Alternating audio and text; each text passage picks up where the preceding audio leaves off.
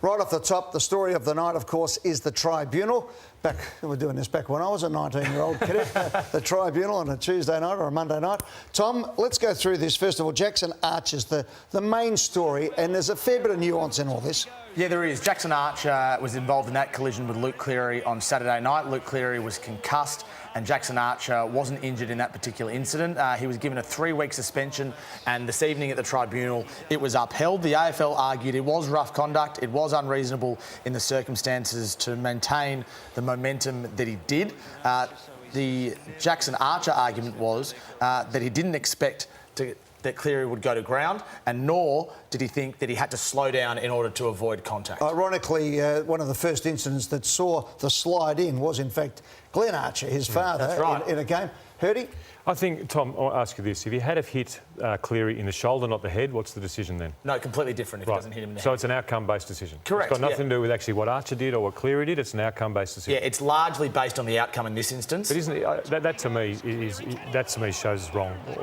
But if you punch someone on the football field and you knock them out, that's a different penalty. But he's not intending to punch. There's no intent to do careless it. is the Hold word. fire for a second. Let's have a look. I've got the vision here, because there's really 3 free kicks in one collision here. In the back, sliding in, taking the legs, which is a free kick to Archer.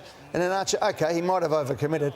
How he didn't get his leg or his knee broken in that incident is probably the best part of it. I mean, Luke Cleary, you can't victim shame him. He's going for the ball. So ultimately, the bloke going for the ball has to be the one. And he was first to the ball. That's the point the tribunal made. He has to be looked after. Ball. But Hurdy, as a coach, how do you coach Jackson Archer in that situation when, OK, we all know that we have to have duty of care, but still the instinct is to go for the ball, and it was split second everywhere there. In the back, sliding, fumble, collision. It's difficult, but I think you want your players to have contact. You want your players to actually approach the ball and hit up at the player. But the only thing to say to Jackson Archer is next time you have to tread water and let him win the ball and potentially dispose of the ball, which goes against everything you're teaching players in a game of football. But if you want to avoid suspension, tread water and don't make contact, which I think is a bit ridiculous. All right, let's hear from the North Melbourne Football Club, Todd Viney. The game, as I said, is becoming more and more complex to umpire, to adjudicate, to play.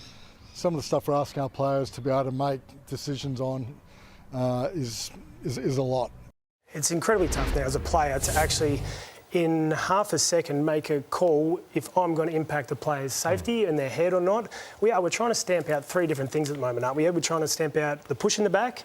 We've seen the reactions around that from a few trial games in the last couple of games. We're trying to stamp out hitting below the knees, and we're trying to stamp out head knocks. So there's a lot in that. But for me, it just comes back to I just want you to have the right technique. And if we've got the Matt Crouch footage from last year, this one really stood out to me. Crouchy went in with the right technique, protected his body, he won the ball. I feel like we need to reward better technique in the AFL world at the moment. Yeah, and you know, that was a bit of a dive there as well. But they're not going to. They're not going to reward that, because it's all about the head knock and it's about what's going to happen in 15 years and preventing the legal cases.